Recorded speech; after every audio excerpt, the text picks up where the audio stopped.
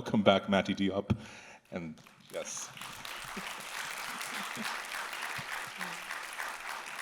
And thank you, Nicholas, for interpreting for us. Mati, thank you so much for being here. Thank you for having me. Yes, it's wonderful to have you here. I know you've been thinking for a long time now about these issues in the movie, about issues of colonialism, post-colonialism, and this idea of restitution. But take us back to where Dahomey itself began and where it arose from all of that and the work you've been doing already. The very first intuition I had about dedicating a film, a movie, to the restitution matter was in 2017 while I was finishing the writing of Atlantics. After the strange discourse of Emmanuel Macron that he gave in Ouagadougou, the capital of Burkina Faso, and where he claimed that within 5 years African artifacts should be returned, suddenly out of the blue. It was pretty shocking to me to experience what's the vastness of what restitution could ever mean and provoke in me. The shock was that I never really heard this name before, and all the gesture and all the recognition of the crime that is colonization against humanity, like the very certainly the material and concrete feeling of reparation. Because it's one thing to say that it's a crime against humanity, and it's another step in reality to consider giving back, which is felt like the first time France would maybe even recognize that colonization happened, and that it had obviously a responsibility for it. I also, well, anyways, so I could speak for a very long time about what restitution provoked in me, but what was clear is that I felt in a very evident way that after the first feature I still hadn't shot, that it would feel very coherent that my second feature continues with exploring the idea of return through the matter of restitution. So, and I wanted to write a fiction, and very quickly after this moment of wonder, the idea of writing a film in which an African mask would tell his own story, his own journey from the moment of his capture till the moment of its repatriation came to me, and so I thought, okay, this is going to be my second feature, and the moment of the return of the repatriation will happen in a far future, like around 80, 70, or even 90, when I'll be dead, like, unless... Hopefully not, but yeah. No, but like to say that I wouldn't have imagined that a repatriation or that a restitution of this scale, if we can say scale, because it's only 26, but it is still the first restitution. I mean, the first repatriation of this scale of this century. It's the first one concerning African continent. Voilà, and so I made Atlantics, then lockdown, COVID, pandemic arrived, and at the end of this lockdown tunnel. In the press, I found out that 26 treasures were about to be repatriated in Benin from France. I knew more or less something was shifting, and that my producers, Judith Loulévy, Ève Robin of Les Films du Bal, and I should be attentive to the press, because I've heard that something was coming. So I was very attentive and suddenly it came up, and here is when Dahomey started, I guess, because I called my producer and told him, okay, we have very few times to very short time to get ready to shoot it, to shoot this journey. It's amazing that you had been envisioning this fiction, and then of course real life intersects, of course, and you had to leap into action. And you know, the filming of the packing and the transport, the journey of these treasures is so significant and important in and of itself. And can you talk just about the access you were given on both sides of the journey, and also just your technique in terms of capturing such minute detail? And there's a ritualistic quality to the way that these things are being packed away and then taken out, and how you were able to achieve that level of detail and poetry even just in the shooting while they're doing this. You know, they're trying to obviously get it done as quickly as possible, I'm sure, but also hopefully as carefully as possible. Without the authorization of Benin State, nothing would have been possible. So we figure out very quickly that it was the first thing to get. Miraculously, the advisor of the Minister of Culture knew my work, which was surprising to me because I'm not used. It's rare that people who work in the Ministry of Culture know about a lot of culture. Yeah. So no, I was very impressed because he not only knew my work, but he had programmed it in a festival in Martinique, and so I was. We were talking to people who knew what they were talking about, and I guess they. I was not really not controlling. J'avais pas beaucoup de maîtrise. I didn't have a lot of control or mastery. Yeah, on the real political situation of Benin, so it was very, very tricky to be in the position of being dependent on them. But we managed to make sure the film would stay independent no matter what. So as soon as we got not the complicity, but the authorization of the state, all the doors open for our shooting.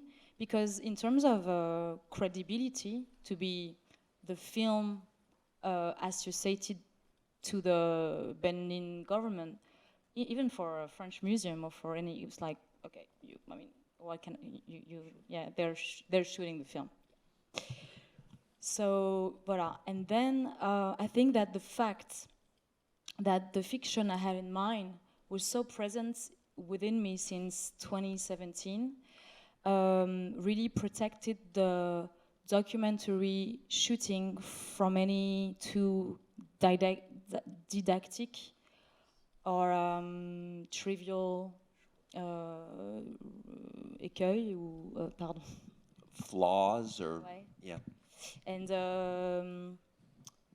even if the DP of the film, Joséphine Drouin-Vialard, and I were worried about some very technical details like the light in the museum, the flatness of it, and the fact that we were not going to have any control on the choreography, obviously.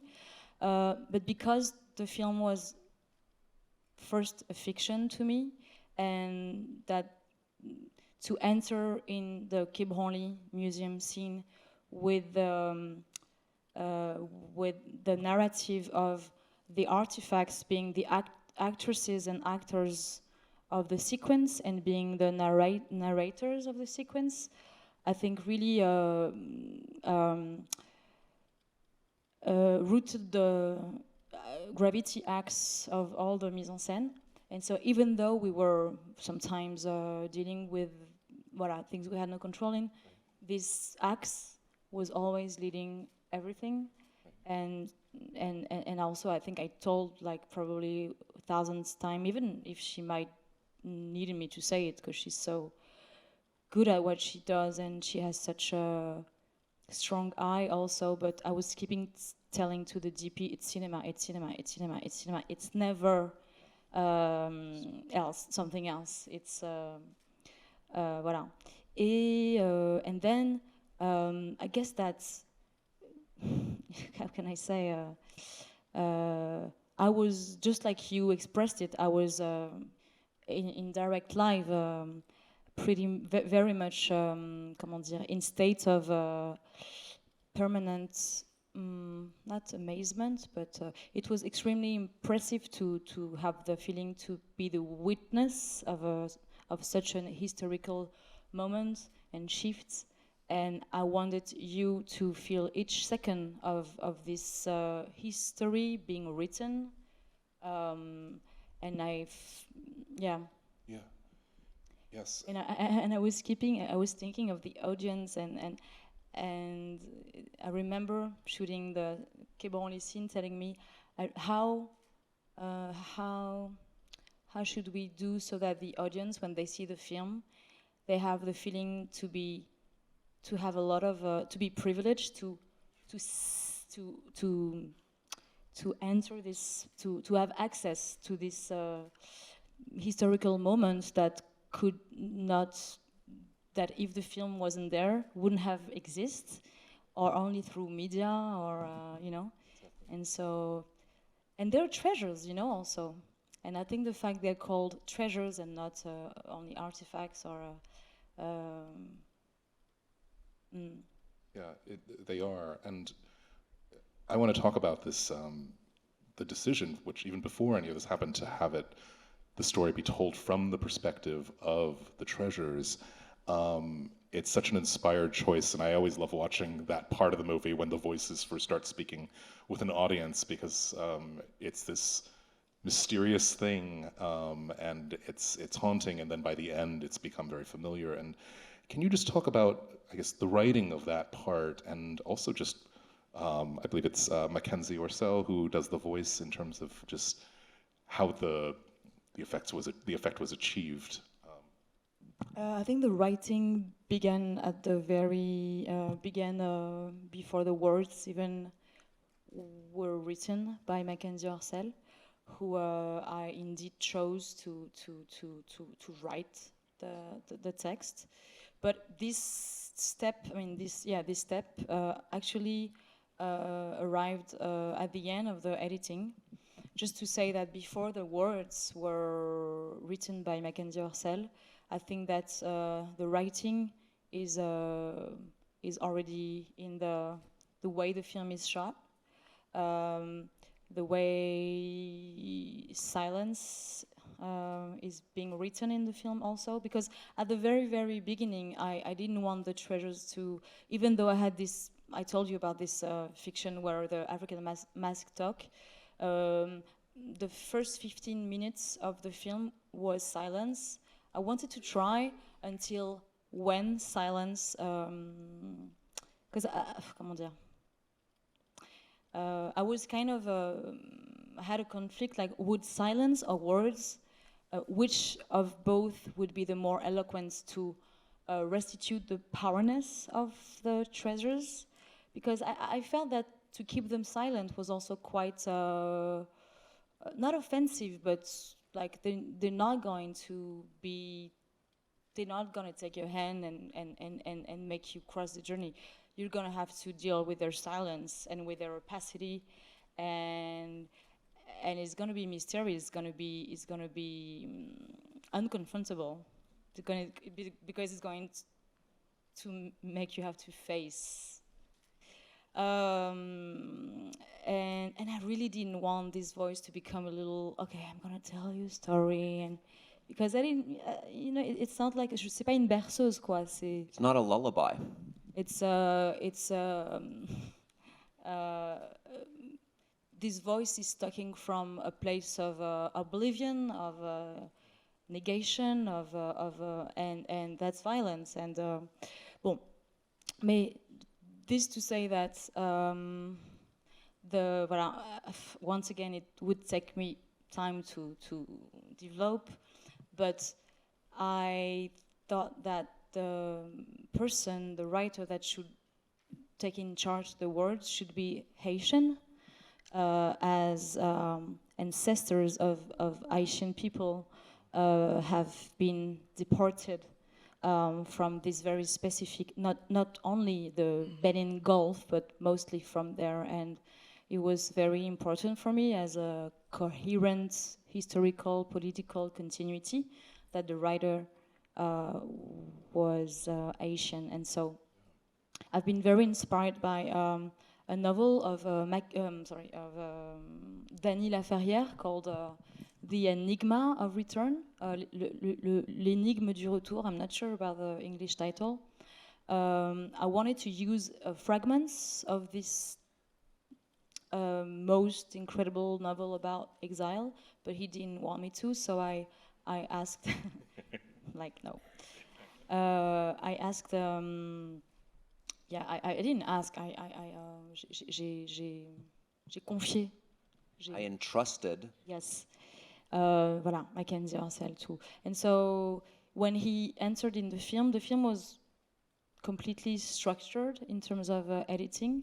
So it was actually this film exactly without the text, which was already a journey, and it was extremely interesting to have him enter in dialogue with the film as it was, and which word can we invent that will not give a commentary, or that will not say what the images, what the sound, what the music, what the silence are already speaking.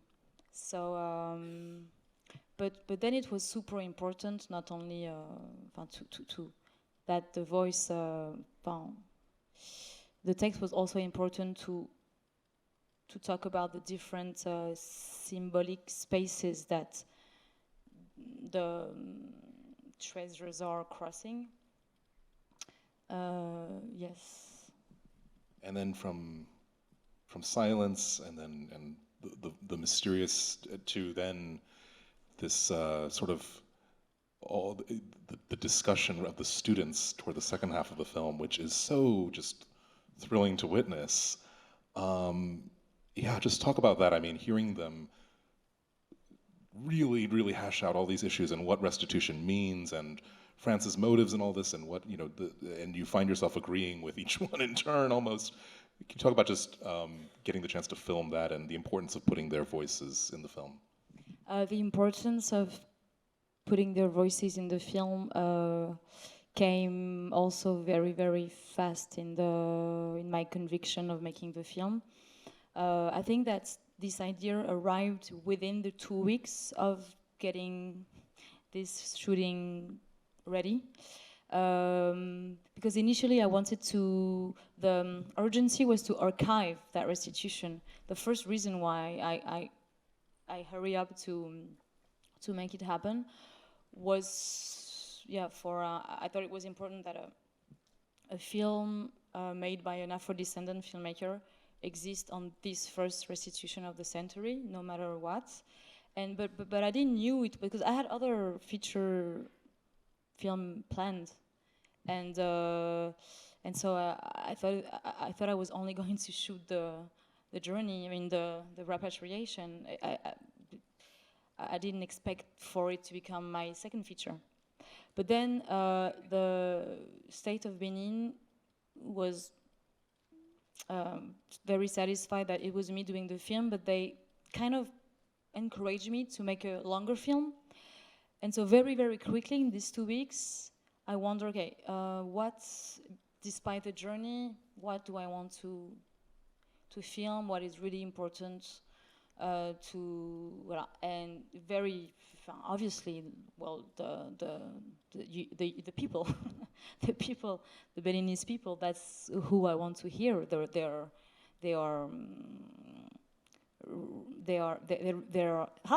Their relationship, sorry, to it, and if it doesn't matter for them or not, how, and I especially wanted to hear a certain youth about it, because obviously restitution and youth, African youth, for me is inseparable. And I very again rapidly envision a sequence at a university, like it was, I don't know, it just came to me. And so when we arrived with the treasures in Benin, I asked my team to go to the Central University to ask if a debate had been spontaneously organized by students. Once again, to investigate on how important it was for them. No debate was organized, so I thought one should be initiated. So it took me, because the film was, the agenda of the film was based on the agenda of the artifacts. When they arrive in the President Palace, they stay there for a pretty long time. And so this time I used it to work on the debate sequence. So I did a casting, like we do on fiction, to meet the students of the university from different disciplines, art history, geopolitics, economics. So I met a lot of them with the collaboration, the help of a young director, filmmaker called Gildas, who assisted me and who also, je lui ai confié le rôle de modérateur dans le I film. entrusted him with the role of being the moderator in the film. So it's the one who's asking the question in the debate. And we both met a lot of young people and so I chose the one who I felt had a very sensitive and singular approach on it, like the one who had really something specific to say, that did not think this, that I didn't want them to think the same thing, of course. I really wanted the debate to restitute the complexity and almost the vertigo of the vastness of the subject and all the questions it opens. So I gathered very different profiles of people together. Also, it was important that some of them had the idea was not to control the subject well or to be saying very smart stuff about it, because for this you can find books. There are not so many, but like, for example, even the book that was written by Felwine Sarr and Bénédicte Savoy on it is already a treasure of knowledge about this specific. So it was not about hearing people having comment dire, un regard un peu surplombant, d'expert. It was not an expert gaze on it, or an expert opinion. Exactly. The idea was to search for une parole, pardon. Tout d'un coup, A way of speaking. That was restituting also the confusion, the thinking, la pensée en train de se the thought in the process of being.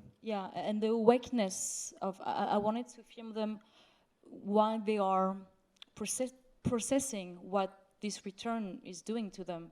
The way I used the film as a process also for me to deal with this colonial heritage, which takes a life to process, actually. And so, voilà. And so I gathered them. The production and I also did they did a great job to gather all the people, the audience and we shot it. And I had prepared a very long list of questions, and Gildas shared the questions, and the shooting the shooting lasted 3 hours. And then I came back to Paris, and with my with the editor of the film, Gabriel Gonzalez, we were doing a lot of. I was shooting, editing a lot, which was the first time I was experiencing this way of writing that is the best to me. Yeah, instead of writing 4 years in front of your computer and then being adjeté, being Cast out, thrown out in the shooting, which is super hard, and then I really it made me much more happy and joyful, and to be shooting, to be working this way. And then we did another debate of 3 hours, because the first editing of the first debate was great, but some angles were missing. And the second debate offered us incredible surprises.